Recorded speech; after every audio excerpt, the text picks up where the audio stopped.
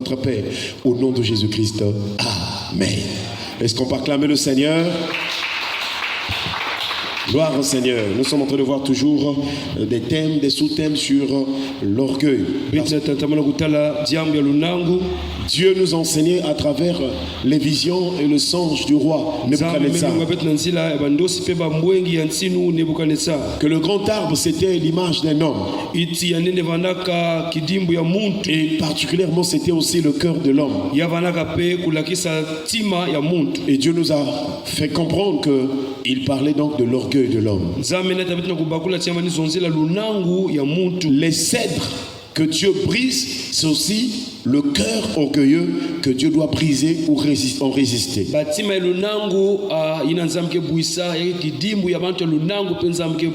Et donc nous sommes en train de voir des significations d'orgueil. Et particulièrement depuis dimanche, nous sommes en train de voir une des significations de l'orgueil, c'est que l'orgueil, c'est une transgression.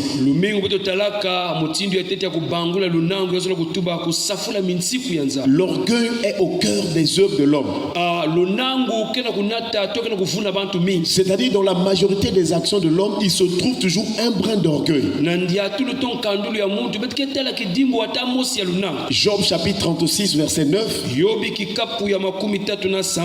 il est écrit: il leur dénonce leurs œuvres, leur transgression, leur orgueil. C'est ce texte qui nous a donné la signification de l'orgueil. C'est un ensemble des œuvres des hommes, mais ce sont des mauvaises œuvres qu'on appelle des transgressions. Donc l'orgueil est une transgression. Et par la grâce du Seigneur, nous avons continué à voir dans la Bible que puisque l'orgueil c'est une transgression, donc chaque fois que Dieu va parler des transgressions de la Bible, nous porterons aussi à notre connaissance, nous allons comprendre que c'est de l'orgueil. Et nous sommes partis, hier nous avons vu que depuis le jardin d'Éden, le diable, lorsqu'il était en train de séduire Ève, quoi qu'il lui dit à Ève que non, le jour où vous mangerez ce fruit-là, vous serez comme des dieux ou bien comme Dieu, connaissant le bien et le mal. Dans la pensée du diable, il parlait de l'orgueil. Parce que lui-même, lorsqu'il était au ciel, selon Ésaïe chapitre 14, je pense, à partir du verset 12, la Bible déclare: te voilà tombé du ciel, astre brillant, fils de l'aurore. Et la Bible précise que tu disais en ton cœur: je monterai sur les nues, je serai sur les sommets des montagnes, je serai semblable au Très-Haut. Donc l'une des choses qui a fait que l'Éternel chasse Satan, qui était d'abord Lucifer, l'ange de lumière au ciel, parce qu'il avait développé l'iniquité dans son cœur. Le prophète Ézéchiel, dans Ézéchiel chapitre 28, nous rappelle que depuis le jour où tu fus créé jusqu'à celui où l'iniquité a été trouvée sur toi, tu étais intègre.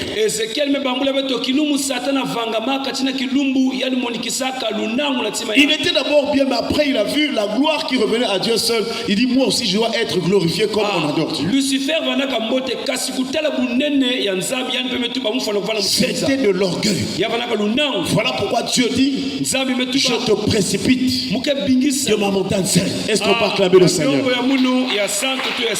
Et depuis lors, nous devons comprendre que l'orgueil précède la chute, puisque la première créature, Satan le diable, lui, quand il a manifesté, cette créature, elle a manifesté l'orgueil, Dieu l'a précipité. La Bible déclare dans les Proverbes que vraiment l'arrogance et l'orgueil précèdent la chute, la ruine. Et donc la vie d'orgueil ou être orgueilleux, c'est un danger, c'est une malédiction, c'est une ruine et c'est une chute. Nous avons vu quelles sont les conséquences de l'orgueil. L'une des premières conséquences, c'est que l'orgueil, c'est une surcharge. L'orgueil surcharge la vie de l'homme. L'orgueil accable l'homme. Et c'est le psaume 65 qui nous en parle. Le verset 4. Le verset 4. Psaume 65, le verset 4.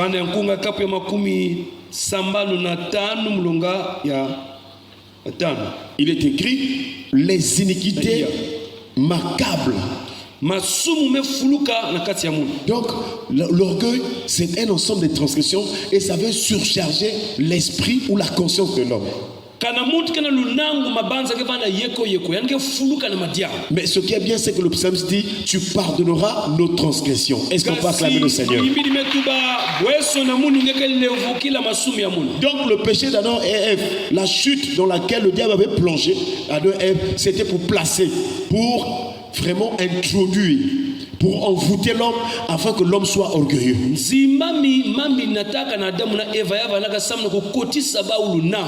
Et nous avons vu que donc l'orgueil accable l'homme.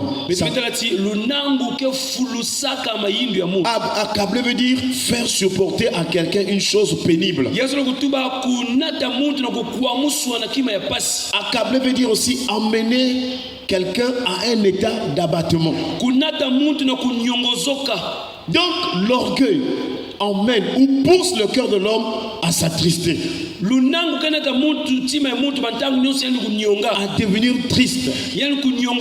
C'est là où Dieu nous a conduit à comprendre que la tristesse de Caïn, l'abattement de Caïn, c'était pas une tristesse selon la repentance, mais c'était à cause de la jalousie. Il avait vu son frère était béni, son frère, son offrande a été agréée, son sacrifice, et il a commencé à développer de la jalousie. Pourquoi lui il réussit et moi vraiment comment? Mais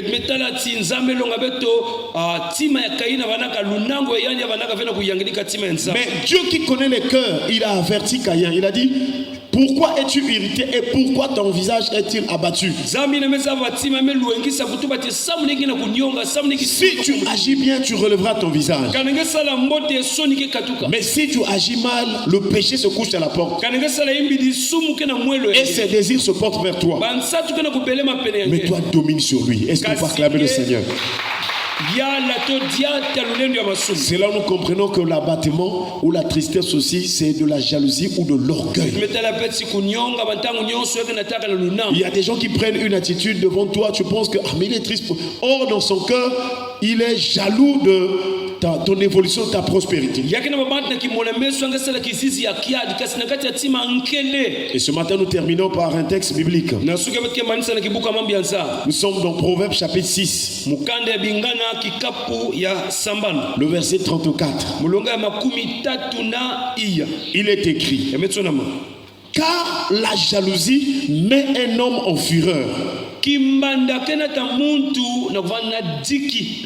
il est sans pitié au jour de la vengeance. Donc j'avais déjà rappelé depuis qu'on a commencé ce thème que l'orgueil est au cœur de beaucoup de péchés dans la vie de l'homme. Donc tout au long de la Bible on voit les iniquités que l'homme manifeste. Et ici, nous comprenons que l'orgueil aussi cache de la jalousie et aussi de l'abattement. Ou bien l'orgueil emmène une personne à s'attrister. Mais dans cette tristesse, la personne-là est jalouse de son prochain.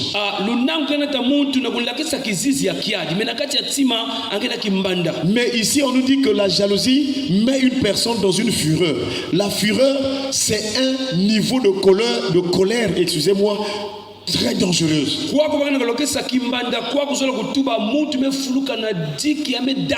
La colère a un peu de niveau, mais quand on dit que cette personne est en fureur, ça dit qu'elle est prête à faire vraiment des choses graves. Prêt à détruire, prêt à tuer. Et c'est là où ce texte de Proverbes chapitre 6 verset 34 dit que car Car la jalousie met un homme en fureur. Et il est sans pitié au jour de la vengeance. Donc la jalousie pousse à un grand emportement de colère. Et cela conduit le cœur de l'homme à vouloir se venger. Or, nous ne devons pas nous venger. Parce que l'Éternel a dit, à moi la vengeance et la rétribution. Est-ce qu'on peut acclamer le Seigneur? Même si on t'a fait du mal, ne te venge pas. Nous rappelons chaque matin, nous rappelons de temps en temps qu'au ciel, il y a un témoin, il y a un juge, il y a un avocat. Lui, il est capable de faire justice avec équité, quel que soit le nombre de tes ennemis, quel que soit le nombre de tes adversaires, quels que soient les combats, quels que soient les attaques. Le juge est au ciel. Quand il se lève, il fera la justice selon ses jugements. Si tes adversaires sont têtes de te combattre, il les détruira. Ce juge-là, rien que son souffle, est capable de précipiter des milliers d'ennemis dans le séjour des morts. Quand le juge là décide, la terre s'ouvre et avale les impies et avale les méchants. On ne joue pas avec ce juge. L'Éternel des armées, quand il se lève, quand il te fait justice, sache que tes ennemis en auront pour leur compte. Est-ce qu'on peut acclamer le Seigneur? Voilà pourquoi tu dois être calme, tu dois être patient, tu dois être rempli de maîtrise de soi. Il y a donc des gens qui sont pleins de jalousie. Ils sont en fureur. Attention à la vie d'une personne. Attention aux amitiés. Attention aux relations. Il y a des gens, vous êtes bien là. Tu fais une erreur. La personne est contre toi. Elle devient un ami ennemi. C'est-à-dire que vous êtes toujours ensemble. Dans une relation amicale. Mais dans son cœur, il devient déjà un ennemi. Il attend seulement une occasion pour venger. C'est comme ça dans le cœur de Caïn. Lorsque Caïn, Dieu lui a dit, si tu agis bien, tu relèveras ton visage. Mais si tu agis mal, le péché se couche à la porte et ses désirs se portent vers toi. Mais toi domines sur lui. La Bible déclare que ensuite Caïn adressait la parole à son frère Abel. C'est-à-dire que Caïn a commencé à causer avec Abel, c'est comme si rien n'était. Or, dans son cœur, il avait la jalousie, il avait la fureur. Et la Bible déclare, lorsqu'ils se sont trouvés dans les champs, ils se jetaient sur son frère. Qu'est-ce qui a fait cela? Dans son cœur, il avait la jalousie. Et la jalousie emporte l'homme dans une grande fureur, dans la colère. Et au jour de la vengeance, Caïn a tué son frère. Attention frères et sœurs, que le Seigneur pardonne les cœurs qui sont en fureur. Que le Seigneur délivre tous ceux en qui le diable a placé la jalousie. Tous ceux qui sont dans la jalousie, dans la fureur, que Dieu leur pardonne. Tous ceux qui voulaient se venger, que Dieu leur délivre ce matin. Car au ciel, il n'y a qu'une seule personne, le véritable Dieu, qui s'est vengé. Frères et sœurs, quel que soit ce qui va arriver sur cette terre, Dieu a dit, à moi la vengeance et la rétribution. Que le Seigneur nous préserve, nous arrache du danger, de ceux qui sont en fureur contre nous, des jaloux. Quels que soient les jaloux qui sont autour de toi, ce matin nous prions que Dieu te préserve de tous les dangers, de tous les pièges, que Dieu nous en protège de nuit comme de jour, de près comme de loin, que ce soit par des paroles, par des fétiches, par toutes sortes de choses. Que Dieu nous protège devant les jaloux et que Dieu venge pour nous au nom de Jésus. Que Dieu intervienne dans cette situation que tu traverses. Qu'à partir de ce matin où Dieu nous a parlé, que Dieu venge pour son église, qu'il venge pour ses saints, qu'il venge pour ses élus, et que Dieu opère des jugements terribles dans le nom de Jésus. Amen. Est-ce qu'on peut acclamer le Seigneur? Baissons les têtes dans la prière. Nous allons remercier le Seigneur pour sa parole. Et nous allons prier le Seigneur au nom de Jésus. Gloire à toi notre Père.